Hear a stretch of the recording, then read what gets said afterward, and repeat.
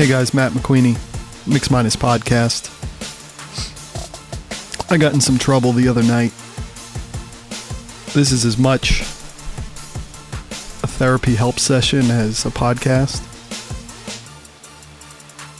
I've known my wife for just over 9 years. It was 9 years in September when we first met in a Starbucks in Denville. Almost didn't happen. She went to a different Starbucks. I went to the only one that I found on maps, and there was apparently one in the town of Denville, but I was on Route 10. And it all worked out, and we got married. We're coming up on 6 years of marriage on New Year's Eve. Well, the other night, we got back into our room after putting the baby down. Thursday night, normal weeknight. And he had this funny rash on his face. Well, I guess you can never say a rash is funny, but he had a bit of some kind of weird, what you hope is just a temporary kind of rash looking deal. And so we go back in the room, and I myself I'm usually not concerned with these things. And it felt like maybe it was because it was getting darker at night and the rash was sticking out more. But I didn't feel amazingly good about it. And I said, why don't we look it up? And she opened up my iPad. I have 3 iPads, so it's hard to keep track of all these things. But she opened up the one that was in the drawer next to my nightstand.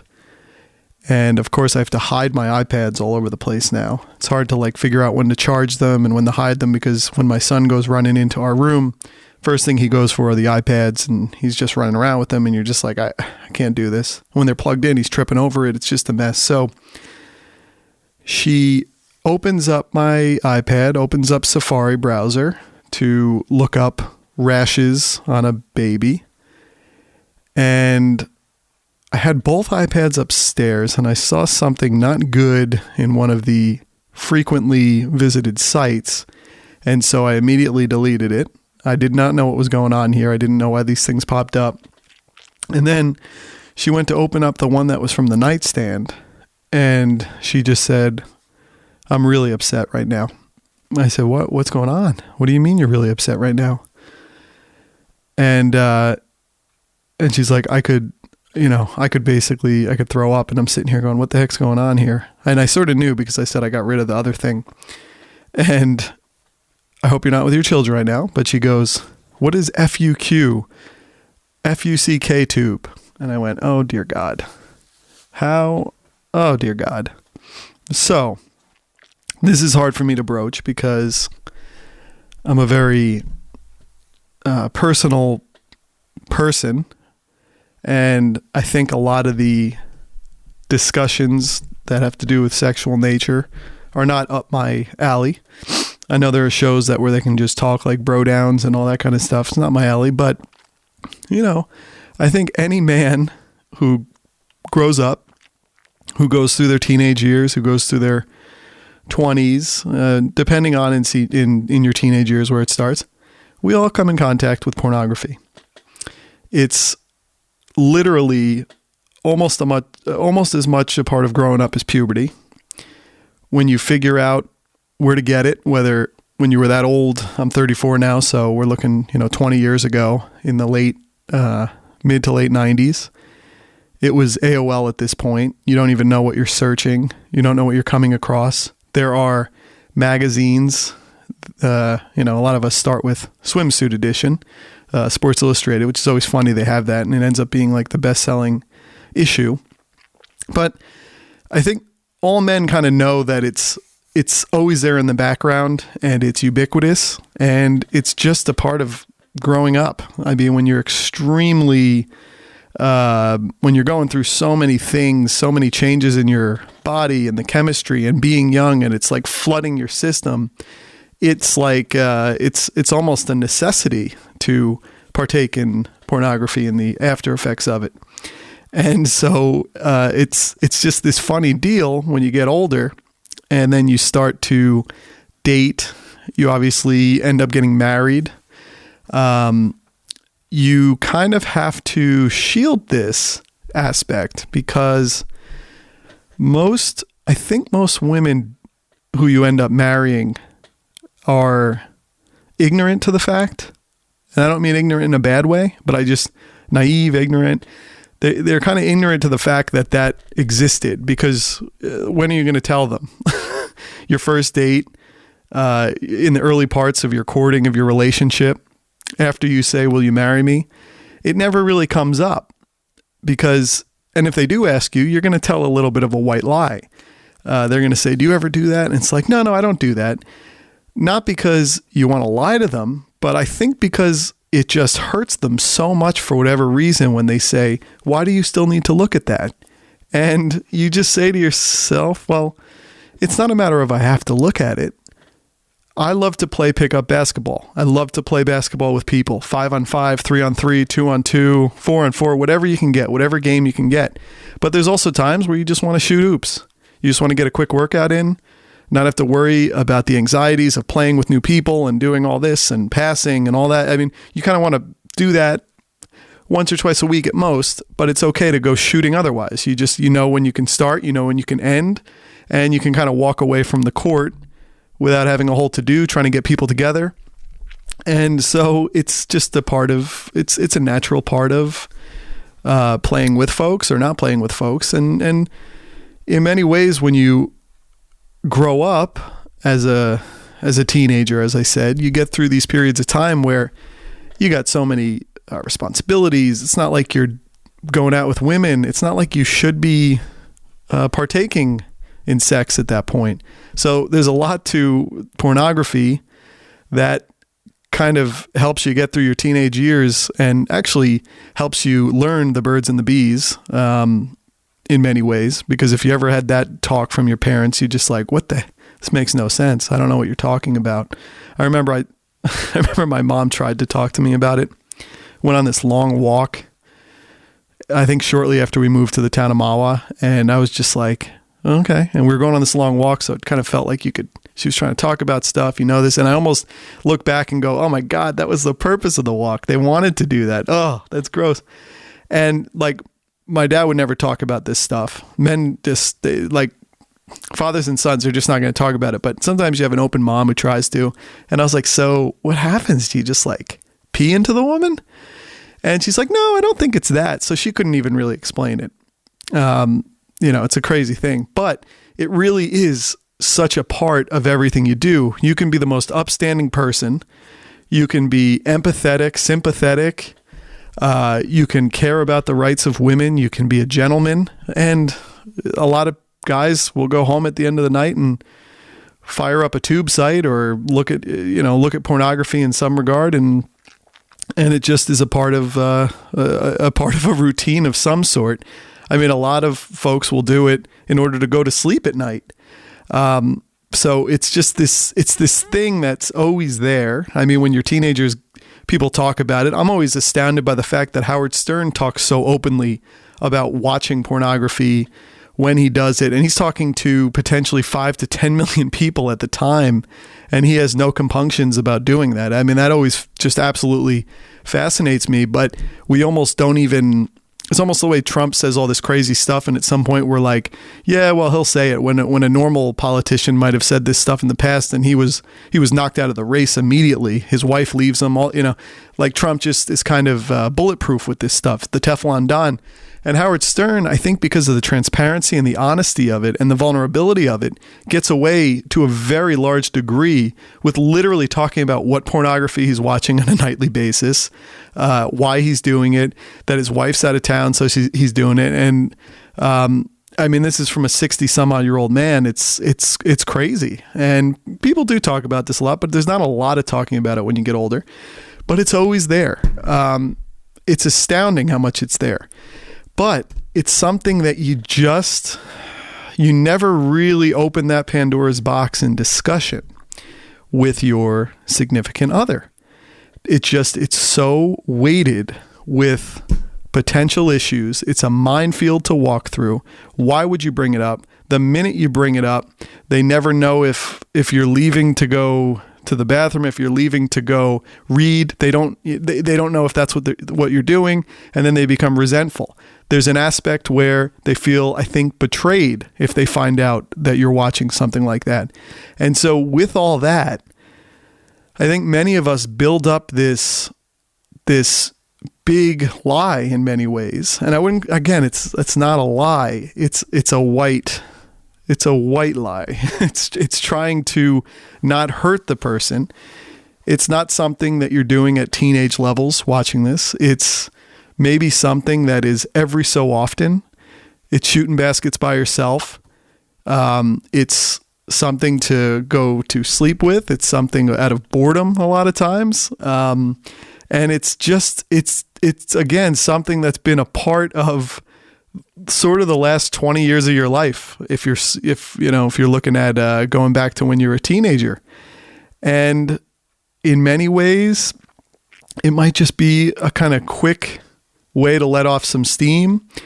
It is what it is. And so I think, though, that women, maybe significant others, get extremely betrayed by this. And so what happened is she sees this, and now I'm just red-faced.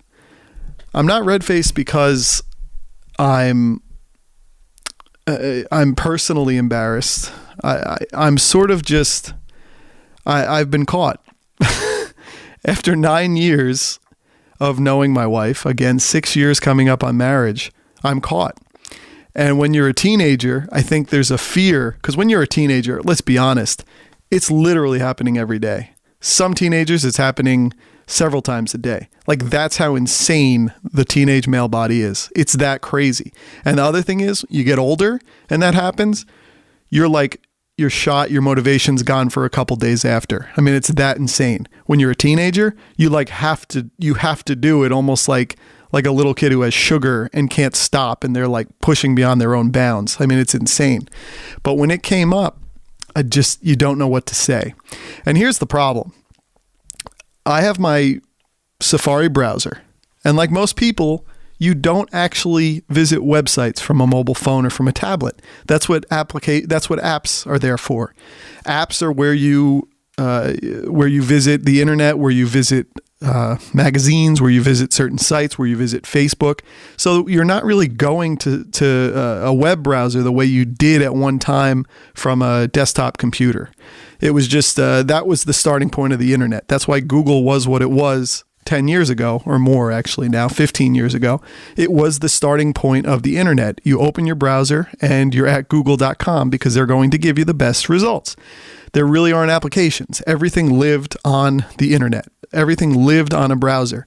When you move to mobile phones, everything lives on your home screen. Everything is really driven by what is presented to you through the App Store for iOS and for the App Store for Google.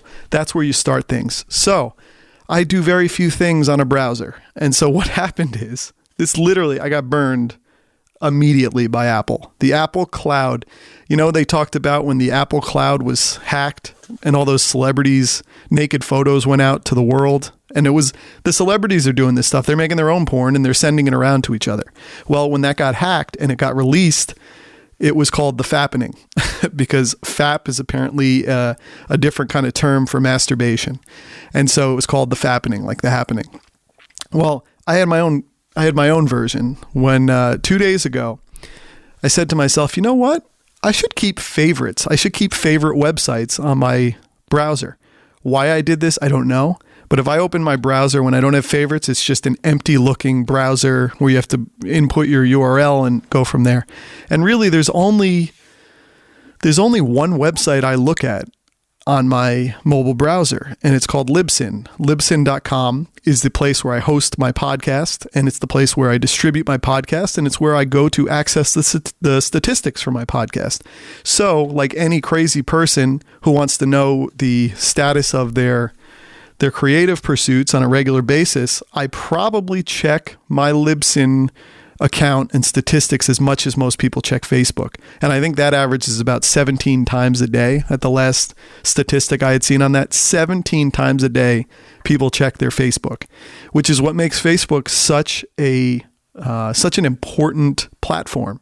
So many people are going to it so many times a day on so many devices, on so many platforms, that's where they start. That's where you go. That's why the advertising's kicking off to the levels it is. That's why their stock price is as high as it is based on where they began. So I go to Libsyn constantly. I go to see it, and that's what I do. But I said to myself, you know what? Let me just start to make some favorites. Maybe I'll put ESPN.com in here, even though I mostly access ESPN through their app. I'll put netsdaily.com and I'll put libsyn.com into favorites. So then I open up my browser, and all of a sudden, the minute you put favorites in, frequently visited websites shows up as a panel below it, as a new row below favorites. And again, you see Libsyn, you see, I forget what other site, and then all of a sudden, this site pops up, FUQ, which otherwise known as FuckTube, okay? And in my infinite wisdom, I did have one workaround for this in all my time. I thought that in the event where I access a website like this, find a website that doesn't have the obvious terms of pornography in its URL name. Why? Well, let's say you were going to go to pornhub.com, which is sort of the YouTube of pornography tube sites. It's these clips where people can watch all different kinds of pornography and do their thing and leave. Or YouPorn is the one. So there's a handful of sites, and they all have to do with tube and all this. And I figured to myself, if I were going to frequent a site on the time I do, which is maybe a couple of times a month at most, in my mid-30s state, I cannot do more than that. So I figured, let's find one where if somebody's utilizing one of your devices, they're not going to start putting in some website, navigating to some website that has a P in it and then maybe an O. And then all of a sudden, the remembered browser stuff starts picking up in the URL, and then you're completely caught. And if you're caught there, the thing is, if you're caught there, you could kind of talk yourself out of it. You could say, well, no, I don't know. It's just coming up because they're trying to be suggestive. The internet is trying to help you. The browser is trying to help you. But in this case, I thought it would be fine because if someone starts doing FU or, well, first of all, what are they going to search that's FU? But even if they were doing Facebook, FUQ.com doesn't make any sense. I mean, at least I thought. But when it's a frequently visited browser, I mean, when it says frequently visited sites, this is where I got completely burned here. Frequently visited sites. And I opened up my phone right after I put these favorites in, and I saw that and I went, oh my gosh, what's that doing there? Because what I'm trying to say about not going to a browser very often on a iDevice. So a frequently visited site on a browser you never go to sites on, it's going to show a skewed result of FUQ.com. Because I'm only going to, in total, 4 sites in any month. So it's going to say, well, we got to put a couple up. Let's put a frequently visited. So if you go to that 4 times in a month, there it is. The term, though, is weighted. Frequently visited is just as bad as it gets. And there it is. And it's like a cartoon of boobs right there. FUQ blatantly says FuckTube. And I'm caught. And I'm trying now to negotiate myself out of this. The minute I saw it on my phone browser, I deleted it. Then I thought when it's deleted there, it's going to be smart enough across this iCloud. At least the iCloud could have come through for me here. It's going to be smart enough on the iCloud to delete it in the other places. Well, no. So after I put my son down and we went to the iPad, I saw it there on the one iPad, and I immediately deleted it before it being seen. And I'm like, oh my God, it's not remembering across them. And it was on the third strike, you're out. My wife saw this and just absolutely fell into such a bout of sadness over it. And that's the part where I just felt terrible. So now I'm trying to explain myself, and there's just no way to do it. She'd been sort of under this illusion in our whole time that I don't go to things like that. I don't ever go to things like that. And it's almost like when you're a teenager being afraid that you're going to get caught by your parents or something doing this. And again, I said as a teenager, it's being done so often that the chances of getting caught are very high. It's not often at all in the current state of events, but who knows that? If you catch that little glimpse, that little breadcrumb in that frequently visited term, it's there. It's up to their mind what frequently visited means. And all of a sudden I'm arguing about the browser history and about how I never go to websites in a browser and hence it's frequently visited. It doesn't matter. It's punctured the air of transparency here in the sense that I obviously visit it in some regard. I obviously go there sometimes. And so the sometimes is just as bad as always is just as bad as basically having an affair the whole time with a pornography website.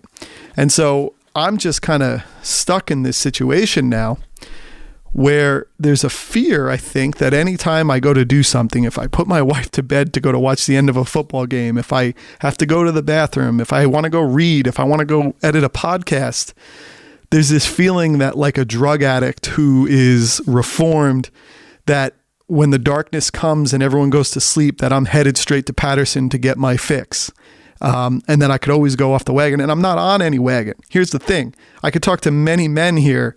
It's so normal, but it's been punctured. And I'm trying to then tell her, look, everybody does this. All guys do this. Sorry, guys, I'm throwing everybody in on this, but let's be honest, how many there are.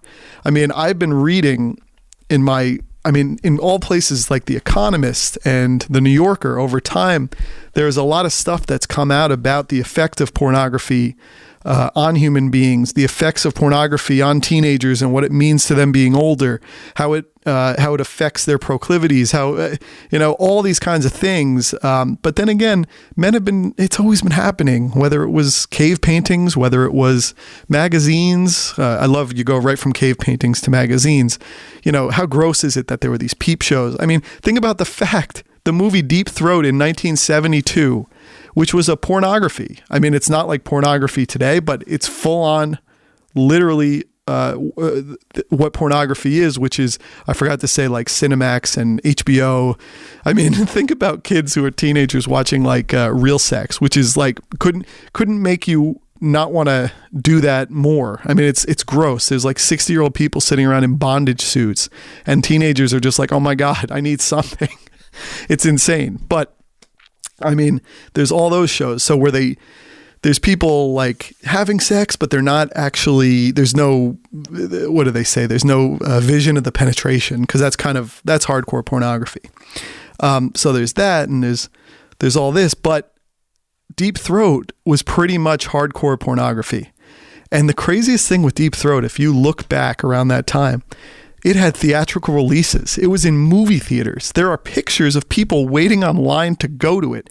Martin Scorsese went to see this movie. Like tons of people were going to see this movie as if it was a new Oscar movie, because it was the time of sexual liberation in the 60s and 70s. And it was a time where we were open to these sexual mores and to everyone. There's this saying about America where we're both Puritan and prurient. So Puritan is very strict and like everybody's in chastity belts and like nothing can be said that's scatological at all. And then prurient is sort of obscenely sexual in a way. And America is both things at all times. I mean, really what goes on in behind closed doors and then what goes on in the open couldn't be any different. Everybody's got weird stuff going on. It's part of what is being human. But Deep Throat was in movie theaters and people went to see it and sit in a theater full of all other people watching hardcore pornography. So these things really change over time. I mean, all these thoughts. And so I'm in this place now where I had a whole understanding of how things go on. I almost made it a decade and I was completely caught because the Apple iCloud decides to add this new row the minute you insert favorites. And now I'm dealing for days with this, and I understand how my wife feels. And the only way you can explain yourself out of it is by saying all these people are doing it. It's so pervasive. It's so ubiquitous. It's all over the place. And it's just a part of how things work. Again, it's pickup basketball versus going to going to the courts and shooting for a while by yourself to, work your craft. What was that Eugene Levy scene in American Pie where he was trying to explain to the Jason Biggs character about playing tennis and sometimes you hit it off of a wall and it's okay, with the whole pie deal. So this stuff is always evident. It's always there. But we try to we kind of try to hide it and stuff it down and pretend like it's not there, even in our own marriages. And so I understand. I mean, it makes a female, it makes a significant other feel like they're not enough for something when it's not that at all. It couldn't be any further from that. There's responsibilities in life. There's fatigue. There's so much to do. There's very little time for quote unquote intimacy. There's just not. It's not as easy maybe as it once was with time and fatigue and all that, and everything has to kind of work out at the right time. So there's some delving into these things at times. And all that, though, can't be explained because you just have the psychology of two people working around these things. And shame on me for telling this white lie all this time. Shame on me, but at what point do you announce it? Again, is it your first date?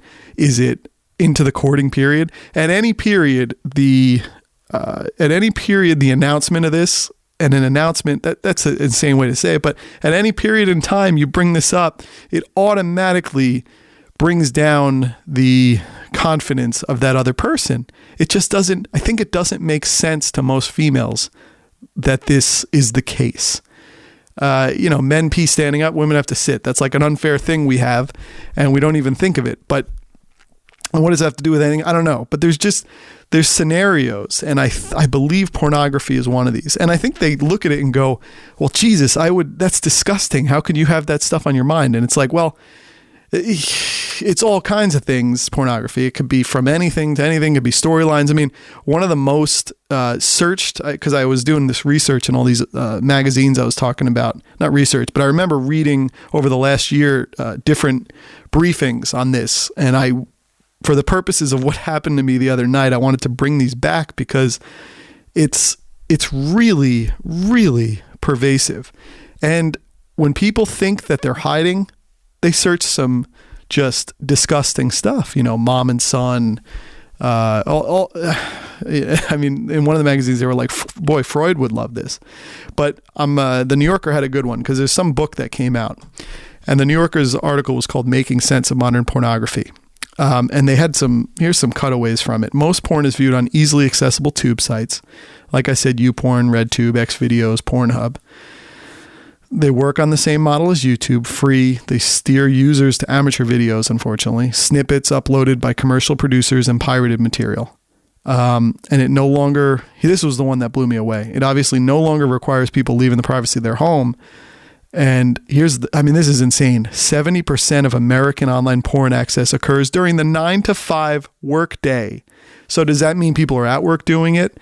Not so. It doesn't necessarily mean that, although if you're looking at 70%, there's probably a lot of it, which is just absolutely astounding. In 2014, Pornhub alone had 78 billion page views, and Xvideos is the 56th most popular website in the world. Some of these sites get more traffic than news sites like CNN, and they only get less traffic than Google, Facebook, Amazon, and PayPal. So it's as much a utility as any of these other things. This is how much it's going on behind the scenes. And to forge through this conversation and have an understanding that it is normal. There's some stuff that's depraved, obviously. But a lot of it's normal. A lot of it is just fantasy. A lot of it is, again, shooting hoops by yourself to quickly get something done, to move things along and to release some kind of stress, if you will, of working out. The majority of the world's tube sites are effectively a monopoly. They're owned by a company called MindGeek, whose bandwidth use exceeds that of Amazon or Facebook. Their bandwidth use. From The Economist from last year, the web boasts an estimated 700 million to 800 million individual porn pages, 3/5 in America. Pornhub, MindGeek, as the aforementioned MindGeek's biggest tube, claims to have had nearly 80 billion video viewings last year and more than 18 billion visits. In terms of traffic and bandwidth, MindGeek is now one of the world's biggest online operators in any industry. The company says its sites serve more than 100 million visitors a day, consuming 1.5 terabytes of data per second, which is the equivalent of 150 feature films being downloaded per second. Probably HD as well, feature films. This is how much is going on behind the scenes. It's almost equivalent to how many people recreationally have a drink. You know what I mean? Like, who might have a glass of wine nightly. That's what's being watched here. And people aren't just watching it, they're watching it for a reason.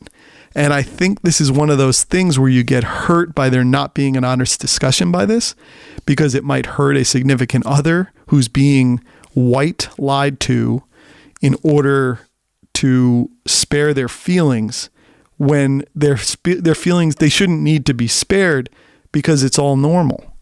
Now, I understand if things, because of time, schedules, conflicts of different things you need to be doing, the worry is when you start having children, when your responsibilities kick up, there's just not the time as much to have intimacy.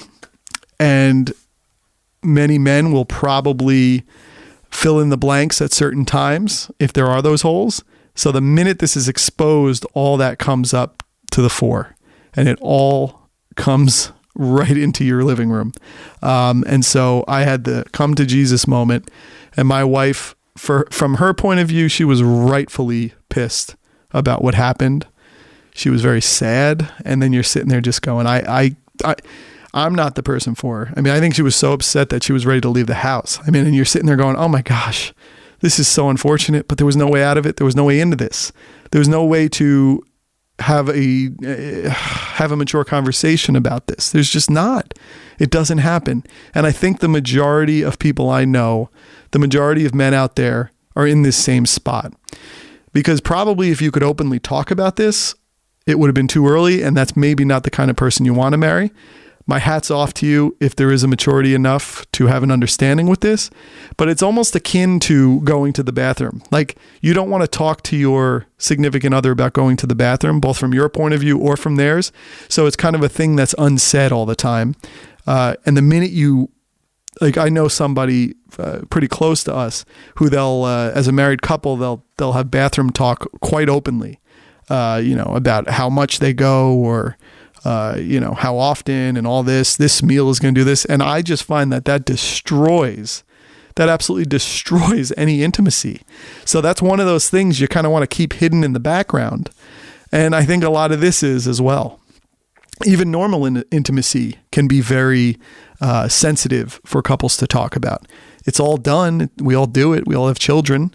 But how about the funny thing too of people who go through in vitro fertilization? How do you think the men get their sample? I mean, a lot of this stuff you read and look at, there are these just pristine rooms that look like a movie set for a masturbation session. There's the chair, there's the movie, there's TVs and DVDs, and it looks like a newsstand of all kinds of the worst magazine stuff you could ever see. I mean, literally like highest levels of smut. And this is how babies are conceived through in vitro fertilization, is a man going into one of these rooms and doing what a wife is ending up crying about later when they find out. I mean, it's just one of these things. When it's towards one purpose, it's okay. When it's towards another, it's weighted with psychological, it's weighted with a major psychological presence in it. And so it's one of these. It's one of these absolutely crazy things. And I myself am very sensitive even talking about it, because you're sort of disgusted with yourself that you might do it on it's not most frequented. Okay. I'm always going to hold that against Apple, but it's something, even if you do 3 times a month, you're disgusted. You understand your own routine. You understand how it all works, but you're still disgusted that you do it in order of talking about it. It's one of those things, like when you think about in the midst of doing it, you're like, oh my God, this is absurd. This is just something else. This is insane. and I'm disgusted with myself, and you would never talk about it in public, and yet here I am talking about it openly. But I'm talking about it because I need to get this off my chest. I need people to understand. I need others to understand, I think it's good for others to hear someone talking about it, other men, other wives, even other significant others, because it's so normal. Of course, the person who's doing it is the one saying it's so normal, but it is. It is normal. I mean, it's. I don't want to use the word serendipitous, but my first experience with hardcore pornography, I had no idea how this existed. Again, I asked my mom if it was peeing into a woman that got her pregnant. Boy, thank God I was disabused of that notion. And you know what disabused me of that notion? Pornography. I'm going to be honest with you. That's how you know. That's how you know it works. And so I remember my Uncle Tom died. He died at the age of 29. He lived in Englewood, New Jersey. He was, everybody who you talk to about him, he was one of the sweetest people ever. They're like, you can't go anywhere. I mean, my dad, who's a hardened individual, cried like a baby at my Uncle Tom's funeral. He died at 29 of cirrhosis of the liver. He drank so much, but he was the sweetest man ever. And he didn't have a lot. He lived in an apartment in Englewood above one of those storefronts there on the main street. And he had, he didn't have a ton to his name, but he left a will. And one of the things my family got was his VCR. The VCR went into my room, and the first thing I did was fire it up. And then I saw immediately there was a video in there. And the video was called Torrid House. And I went, what is this? So as a youngster, as I said, you might watch what they would call softcore pornography, Cinemax, or jokingly they call it Skinemax. HBO had some funny shows like that. There was late night, Showtime, Cinemax, all that kind of stuff. And they were very heavy on storylines. They were not hardcore pornography, but there was upper body stuff. There was the, I don't know if it was mimicking. I mean, they had to be mimicking sex, I guess, but they were looking like they were doing it. If there was oral sex, it was all kind of inferred that it was happening. But man, can you imagine these people? Like, they're not actually doing it, but how insane it is to be faking it while completely naked. Like, what a weird scene that is. Like, who are in those? That would be actually an interesting podcast to do with those actors. Like, geez, talk about the highest level of what they call blue balls. Wow. But I did not know that this next level sort of existed. I thought that it was that. I thought that was pornography. And so this VCR comes along, and I just was like, oh, what's this? I press play, and it was this video called Torrid House. And it was the highest level of hardcore pornography you could have in the VHS days. And how funny was it when you would go to the normal VHS movie stores, and then they would have like those old Western doors where all like the deplorables would go into the back, and it was like the big sign that said adult. It's almost like next door to where I work in Newark, they have this thing called the Little Theater, and it's one of those those pornography flick booth places. And so it's people who actually go into the theater to watch hardcore porn. It's right next door to my building, Little Theater there. You're like, wow, the people walking in and out. I mean, you have no shame. You got to kind of play along, I guess, at that point. But pornography has become so much easier when it's all on your device, even though I got caught because of the cloud. But they used to have that thing in the movie stores, and you'd be in there like looking for like Back to the Future. And then there's like these cowboy doors and then adult on top of it. And people would just be walking in and out of there conspicuous or inconspicuously, or trying to look inconspicuous. And it was like, whoa, oy. It was so hard for people back then to try to just get a normal pornographic flick, I guess. But this came on this VCR, and I was absolutely in awe. I was maybe, let's see, I think he died in 92 or something, or 93, 92, maybe I was 12 or something. And I remember seeing it and just going, oh my God. And then I remember just watching it the next day, and being a younger kid, I just left it in place. I left it on. I left it in the VCR there, in the main room of our house. And I remember my mom going, she goes, "Were you watching pornography?" And I said, no, it was Uncle Tom's. It was in there. I don't know what's going on. And that video, I've never seen that video again. And almost like someone who got their first hit, I've looked in vain for 25 years to see if anybody has a record or some kind of streaming of this torrid house, just because it was like the first thing I ever saw. And it's almost like it doesn't exist. Like it was this fake thing. It was almost like about a college, even though everyone looked like they were 40. But it was like one of these 80s, pornographies at that point, which the 80s were not that far back from then. But that's how I came in contact with it, was from my uncle passing away. That was the first time, and us getting his VCR. And like, he was a 29-year-old guy. Talk about people. It's everywhere. So he had gone into one of those video places probably. And I think my mom actually brought it back to the video place. But he had gone into one of these video stores, got it, 29 years old. And that's how it like passed down in his VCR to me. And that was where it started. So you kind of come in contact with it. But yeah, so it's out there. I'm dealing with it. I'm probably going to be under surveillance and on probation for quite some time here now. And that's really embarrassing, being a 34-year-old man. But there's no way through it. It is what it is. So the last thing I wanted to talk about is another kind of solitude thing. I just joined a 24-hour gym. I've always been interested in this idea of a gym that's open all day, and like the idea that you could be up in the middle of the night and maybe instead of doing what we just talked about, having so much energy that you just want to go to the gym in the middle of the night and work out. I've just always been kind of entranced by that idea, and I've never actually belonged to one. And ever since I've been with my wife, going on 6 years of marriage, again, 9 years of knowing her, she was always someone who worked out in the morning, the very early morning. I was never of that ilk. I always worked out when I wasn't working around 10 a.m. in the morning, on the weekends, 10, noon, after breakfast. And then I would try to work out once at night during the week. And working out at night sucks. When you have a full-time job, when you have a child, when you have responsibilities, even if you don't have that stuff and you just have a job, working out at night is so hard, and it's so out of your control, all the variables. You don't know how that day is going to play on you. You don't know if you're going to get enough nutrition in order to be ready to go and raring to go in that gym that night.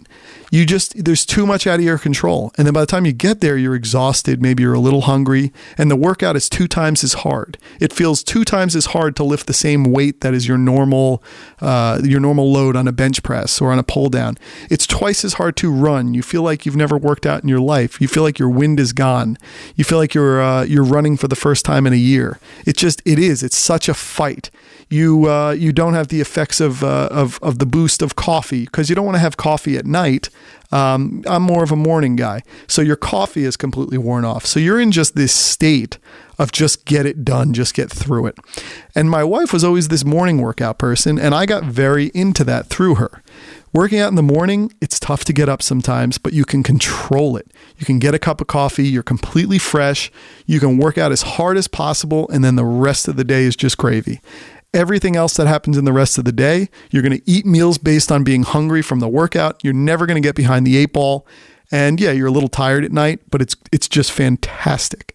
And so I've always worked out in the morning now. I get up early, and we have a gym in our basement. I've done that.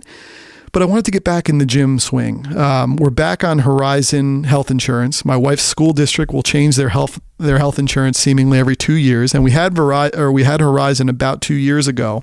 And there's this program called Horizon Be Fit. My company actually developed the technology for this, coincidentally.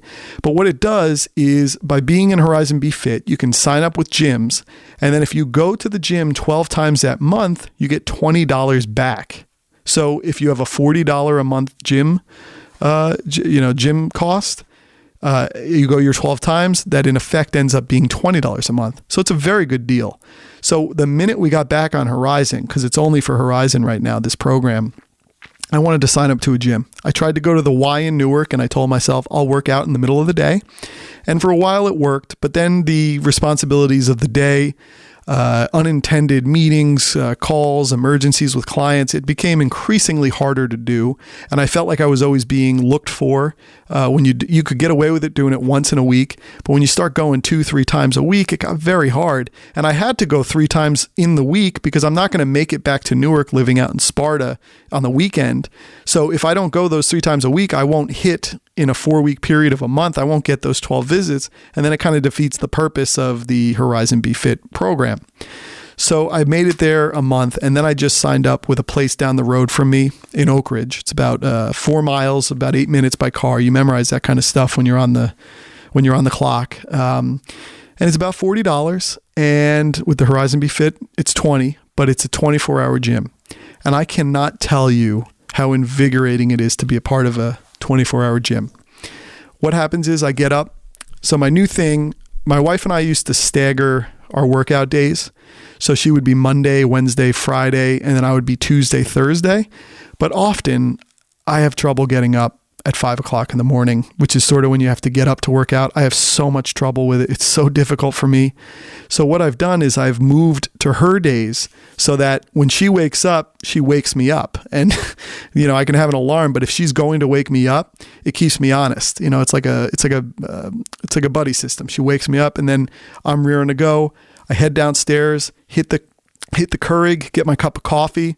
I get in my car and it's just solitude. It's like old times. It's just me in my car heading to the gym, 5:10 in the morning at this point. And within that 8-minute drive down there, I start listening to a podcast or something. I drink my coffee. Keurig's about a 9-ounce coffee, so you can get through that in about 8 minutes. I get in there. I get out in the darkness of the morning. There's no cars really there, although I see the early commuters popping into the nearby Dunkin' Donuts, which is in this strip mall, getting their coffee. But there is like no one here. It's right next to an Acme, which used to be an A&P. So that's not open yet. And you just see the lights, the neon lights of this gym there. And there's nothing better than the solitude of understanding you're going to go into that gym and it's yours. It's like the gym in your basement, except it's a full-scale gym. All the kinds of weights, all the kinds of plate-loaded machines, TVs, cardio equipment, what's it called, stair steppers. It's amazing. And so I roll in there. I keep listening to the podcast I was listening to in the car while I'm working out. I hit the cardio machine, and it just invigorates you. Now, how long will that novelty effect of the invigoration last? I think it'll last because I love gyms, and I just have come to love sparsely populated things. I don't like the hustle and bustle of too many people around. I love solitude, sparseness, but I love being in a big place that feels like yours. It's like when you go on the road on a business trip and you're in a hotel and you have the whole hotel room to yourself. It's that exclusivity feeling that comes over you. You feel special, you feel new, you feel like a different person in many ways. And I've gone in there, and most of the time when I'm in there from 5, I get there about 5:20, and then I'm there 5:20 to about 6:30. I have not come in contact with one human most of the times. And if there has been, it's been one other person who comes in towards the end of my time there. But it's awesome. Get back in the car, continue listening to whatever that podcast I was listening to. I've frequently been listening to the new Monday Morning Quarterback podcast hosted by Peter King. It's been very good. He'll have 2 guests on at a time, equals up to about an hour. So they're good 30-minute, 20-minute interviews with major newsmakers in the NFL. And so I'll listen to that. He's a little cheesy. He's a little deliberate in how he speaks about things. Not as dynamic, but he gets good guests. People love talking to Peter because he's such an insider in the NFL. I read that Monday Morning Quarterback every Monday, and it's just chock full of stuff. It sort of sets your week for football. It's always something good to read. You always feel like you're behind it if you read it on Tuesday or Wednesday. It's like way behind it. But I've been doing that. Then I'm back home by 6:40, shower at home, and then I'm with Liam, my son, until I go to work, about 8:30 when the nanny comes, or I take him to school, or my mother-in-law comes. And it's just such a great feeling. The 24-hour gym thing is just, it's felt so special. Now, of course, my mind gets racing, and I love, again, the solitude and sparse population, but then I get worried about the viability of the business when no one's there. But no one should be there then. And today's Saturday, I went down there at about, I ended up going down there at about 8, and it's like really, it's really shocking when there's actually people there. It's like, whoa, this is strange. I don't like this. I'm used to this being my own place. There was about 8 people there today. But you get your workout in, you're done. I just love being back in a gym. There's something great about a gym. There's something great about having your own gym in the basement, but throwing it up, the diversity of life, pick up basketball, shooting on your own, bringing back the old stuff. It's just such a nice feeling. Such a nice feeling. I mean, I've had my friend Andrew Pangard on, who I haven't heard from in a while. And he does that thing, I think we talked about it one of the last times he was on, where he gets up 4:45 a.m. I don't know if he's still doing it or not, but he would get up at 4:45 a.m. and go with 3 people to this crazy CrossFit type gym where they just go nuts with workouts. Then you're back home, you're on with your day. A lot of times you're worried you're going to be extremely tired, but when you get a good workout in, sometimes that carries you through the day, and maybe you crash at like 9 at night, but you didn't crash through the day and you had a good day from it. And that workout in the morning means such a difference than working out late.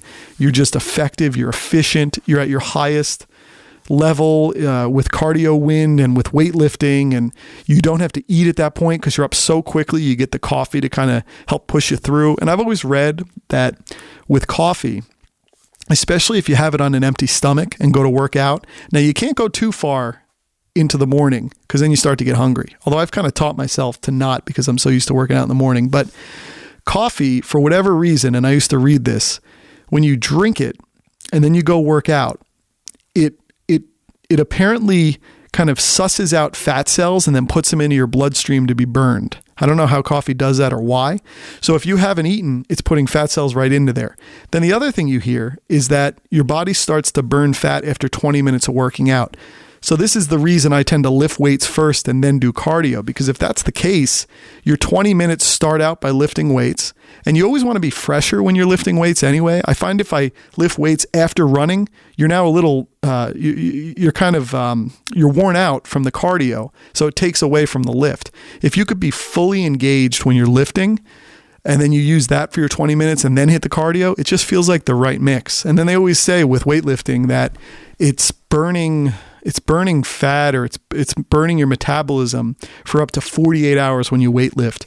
Whereas cardio is burning up everything while you're doing it, and then like up to 30 minutes after, and then it just stops.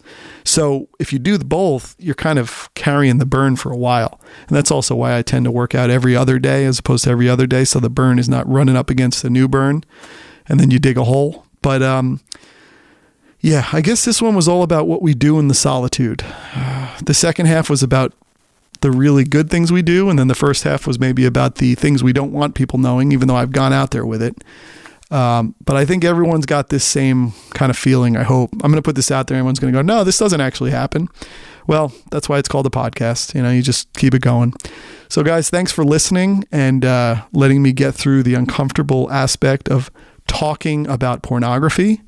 And it shouldn't be uncomfortable. It just shouldn't. It's okay. It's okay. But I was caught, and my wife got some flowers last night, and she's getting the princess treatment from me. I'm trying to treat her real well and let her understand that she still is the one for me, no matter what else might be watched or seen. So guys, thank you for listening. You didn't see anything, but for listening, and we'll catch up soon. Bye-bye.